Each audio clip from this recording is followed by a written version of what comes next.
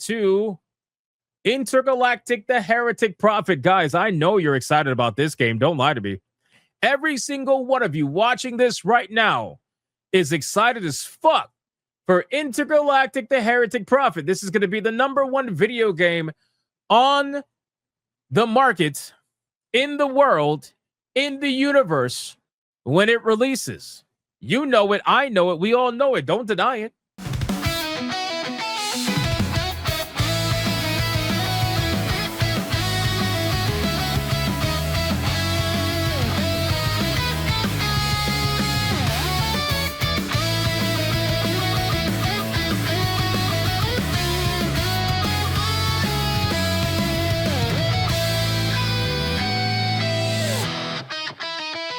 Don't deny it. Intergalactic the Heretic Prophet star teases a supposed different side to Naughty Dog for its big PS5 exclusive. Now, I don't know what she means by this. Again, we're about to find out in a couple of seconds. But I got to be honest with you. Considering the side of Naughty Dog that we've been seeing for how long now? Considering the side of Naughty Dog that nobody likes over the last, well, except for like the super fans of PlayStation. I am kind of concerned about what this different side could be. Like what could the different side actually be? I don't know. We're gonna find out. Let's see what she said. So Tati Gabrielle, the American actress best known for her roles in a Netflix show You and the upcoming Mortal Kombat 2 movie, has teased a different side to developer Naughty Dog for its upcoming PS5 exclusive Intergalactic the Heretic Prophet. Listen, I think I speak for a lot of people, although they, people speak for themselves. But I'm going to say that I think I speak for a lot of people that say, if you want to keep this game as a PS5 exclusive, we are okay with that. All right. With all due respect, Sony boys, we are perfectly fine here at the PC platform. We do not need this level of hate crime to approach our shores. Okay. We're very well. We're fine. We are fine without this game approaching our shores. Please, for the love of God, do not put it on PC. Unless you want to give us content. You can put it on PC if you want to give us content, because I would almost imagine that Intergalactic the Heretic Prophet would get absolutely felted by the Steam numbers, and I think a lot of people want to see that. But yeah, I don't really think they want to go down that route. Anyway, so Gabrielle, who will star as bounty hunter Jordan A. Munn in Naughty Dog's newest game, says the studio has challenged itself even further than usual in terms of world building, and that she can't wait for fans to see more of the Intergalactic the Heretic Prophet. Man, again, I don't know what kind of world building you're to do. I really don't. But I got to be honest with you. I think that most of the world building, from what I can see or have seen, is wholly uninteresting. I really do. There's no doubt in my mind that from like a cinematography standpoint, this game is going to be exceptional, because Naughty Dog does cinematography very well. But see, that's the thing, right? Naughty Dog video games, they always get criticized for basically being movies that you could participate in. So they're done well from a showmanship standpoint. But in terms of anything else, it starts to drag out, especially modern day Naughty Dog. They're not what they used to be. At least not from the writer's room, the storytelling standpoint. They're not what they used to be. It's unfortunate. I was a major fan of some of the original Uncharted. Love Uncharted. I fucking absolutely love Uncharted. I really do. But unfortunately, Naughty Dog of today is just not what they were yesterday. I don't even know of anybody that's even talking about this game. And not even the super Sony fanboys that I see on social media that normally talk about everything Sony related. I haven't seen them say anything about Intergalactic the Heretic Prophet. Now, maybe that's because they haven't gotten their NPC download yet. I don't know. But to be honest with you, they've talked about other video games without getting their downloads. So why do they need one for Intergalactic? People are going to say, well, there's not that much information about it. Sure there is. There's a bunch of leaks. There's a whole bunch of shit that you can talk about this game. You can theory craft. You can imagine.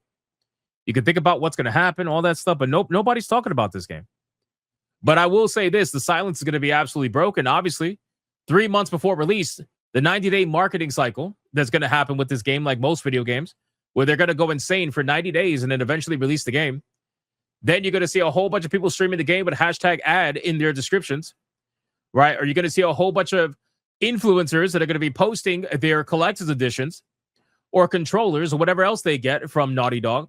They're going to be posting them and be like, hey, I can't wait to play this game. Thank you, Naughty Dog, for the stuff. And they're going to tag Naughty Dog. They do it all the time. It's a fucking cycle.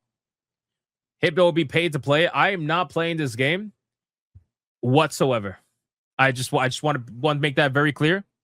I'm not playing this game whatsoever. First off, it's not even coming out on PC that we know of. So I'm not playing this. Would you play this for $15K? Absolutely. Absolutely. But only on PC.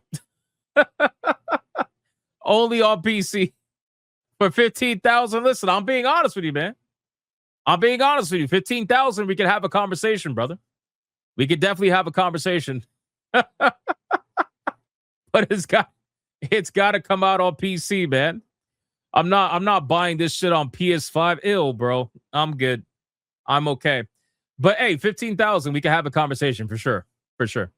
Fans have been dying to learn more about Intergalactic the Heretic Prophet for nearly 2 years now. And the game star, Tati Gabrielle, says she can't wait for the community to see more. During a new interview with IGN, Gabrielle was asked what was she most excited about regarding the Heretic Prophet, to which she said literally all of it. Wow, what an answer. What an answer, boys. What an answer. That's crazy. So somebody asked you, hey, what's your favorite part about the game? Everything. Wow. Couldn't see that coming. The actress who will also be appearing in the sequel to the 2021 Mortal Kombat movie, where by the way, she's not playing the character. The character's playing her, just an FYI. I think that is such a different side of Naughty Dog that I think people are going to be really excited for. She goes on to state that the studio has challenged themselves in ways of world building, which says a lot considering this is the team that brought the gamers The Last of Us. Is it really a lot though? Like considering where The Last of Us has actually brought us, I really feel like world building should be the least of concerns. Like, how's the story, man? And listen, considering what's happening with Soros, right? Considering what's happening with Soros, I gotta imagine that this video game is probably gonna go in the same direction that most recent PlayStation video games, especially sequels, but this is a brand new game. I think that they're gonna go in the same direction. I think it's pretty fair to say that, right? Because how many video games have we seen recently from PlayStation that are their, single player, I guess, blockbusters? They always end in some level of like, I don't know, lesbian Supergirl story or something. I think it's pretty fair to say, right? The Last of Us 2, that kind of happened, right?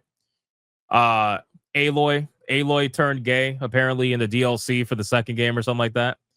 Soros, ends up that the guy gets fucking essentially told to fuck off at the end of the game after he murdered a dude.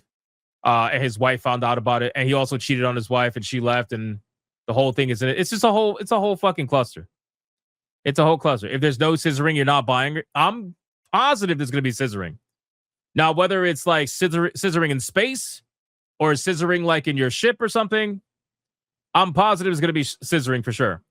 You're also going to get the joyous moment of watching her shave her head in the video game. So I got to imagine that's going to be a thing. I'm honestly surprised that Spider-Man 2 ended the way that it did. I thought for sure that Mary Jane, when I played Spider-Man 2, I thought Mary Jane was going to end up leaving Peter Parker. And I thought she was going to leave him for like some other dude. Maybe Harry Osborn or something. But no, that didn't happen at all, actually. She stuck by him like a good old champ. Although they did have their moments. So, I don't know, man. I don't know. It will be fucking hilarious if you get to the end of this game, right? As you go on this adventure to try to find your old crew or whatever. I believe that's what it is. And at the end of the game, what happens? You have the camera zooming in on Tati Gabrielle's face, right? As she looks at the camera. And then what do you see? Police sirens. If you guys know, you know. I'll just leave it at that. If you know, you know. But anyway, that's basically it for the Naughty Dog story. I don't really know what she means by we're going to see a different side of them, but considering they asked her, hey, what's your favorite part? And she's like, literally all of it. I think that it's pretty obvious that when you're paid to be a part of this, you're going to show for it. I mean, that's obvious, right? Like nobody's really going to Dante Gabriel for an unbiased opinion, right? Let's be real here. So we'll see how that goes. Anyway.